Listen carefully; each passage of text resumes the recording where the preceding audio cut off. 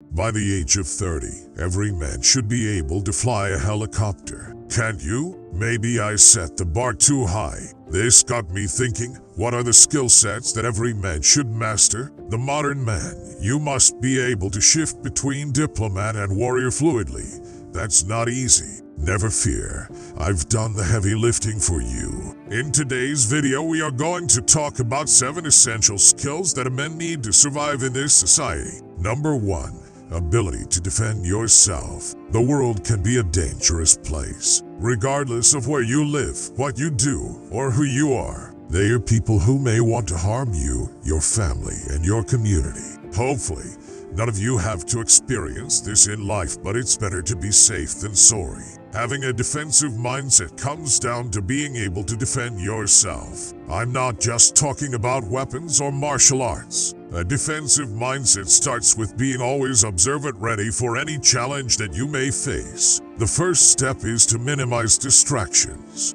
Don't let texting, phone calls, or other activities shift your focus from what's happening around you. A 2010 study out of Harvard found that your visual processing ability drops by around 30% while talking. This results in cell phone users making a great target. Always be aware of your surroundings and focus on the details when you're out and about. The second step is being able to defend yourself and others. Take up martial arts. If you're trying to figure out what martial arts you want to learn, do your research there as well. Understand that each martial art focuses on different skill sets, and some may not help you as much with self-defense. Number 2, understand what's important in your life. You have to understand what's actually essential in your life. That's an important distinction. Your life is different from others. What you value the most will be different as well. The first step is to determine what things you value the most in your life. Take 4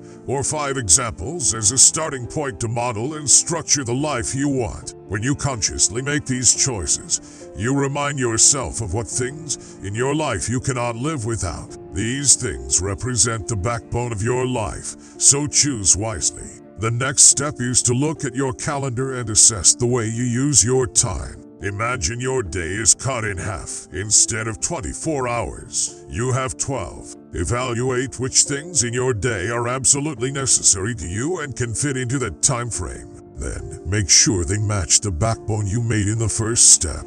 Ask yourself, do you spend too much time online or on your phone? Decrease your consumption and, instead, receive necessary information from a reputable source or 2 once a day. Don't fall into the trap of being afraid that you will miss out on something if you aren't always in touch. Number 3, achieve financial maturity. Financial maturity means that you've taken the necessary steps that lead you into financial adulthood. This allows you to live a more financially secure and independent life and shouldn't be confused with financial independence or security. Financial independence is having enough assets and making enough money to support you and your family without working. Financial security is the confidence that you'll remain stable in your current financial situation, no matter what happens with the economy. To achieve financial maturity, you need to educate yourself about personal finances. Start with basics: debt, savings, cash flow, budget, and expenses. Start to watch and learn about the changes in the job market, lending trends, cost of living, stock market health, mortgages, and credit cards. After you learn more about finances, you need to prepare yourself for anything.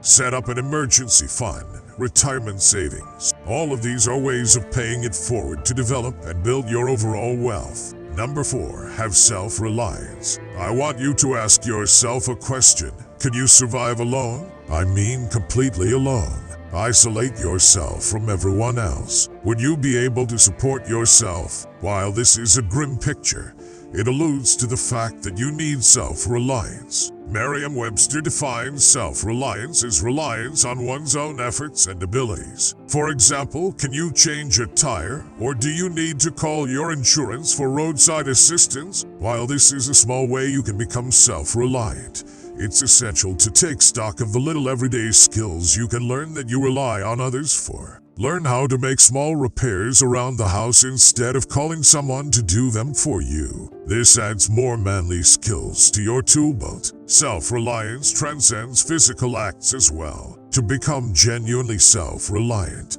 you need to dig deep inside of yourself and make some changes. You need to think independently. Simply put, if you believe in something and consider it holds merit after thinking it through, nothing should hold you back from voicing it with confidence. You must also embrace your individuality. You're different from everyone else, and that's okay. Don't try to be someone else.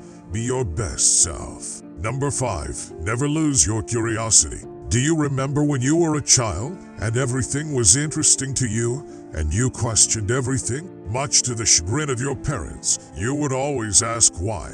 Over time, life wears down on you. Not only is it easy to become unhappy, but it's easy to lose curiosity about everything. Albert Einstein stated in a Life magazine article in 1955 that the important thing is not to stop questioning. Curiosity has its own reason for existence. One cannot help but be in awe when he contemplates the mysteries of eternity, of life, of the marvelous structure of reality. It is enough if one tries merely to comprehend a little of this mystery each day.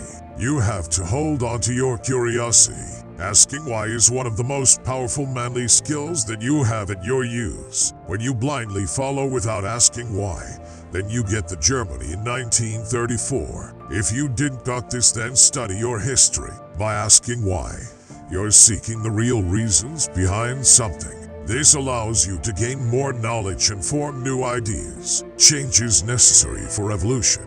By leveraging the power of why, you're able to think more analytically and forge a wiser path through life. Number 6. Don't assess your worth from your career. Your worth is not based on your accomplishments. The satisfaction you feel after an achievement will only last so long. While this hunger to be better is absolutely necessary to be successful, you need to divorce yourself from your career. Think of you and your career as two symbiotic animals, a mutualist relationship in which both benefit from each other. By separating yourself from your career, you're able to redefine your idea of success. Look into yourself and find what personally makes you feel the most successful. For example, I find that a successful life is spent doing the things I love. It would also include having loving relationships that help me grow. It's different for everyone. Just remember, success doesn't have to mean money or a recognizable accomplishment. Once you define what success looks like to you,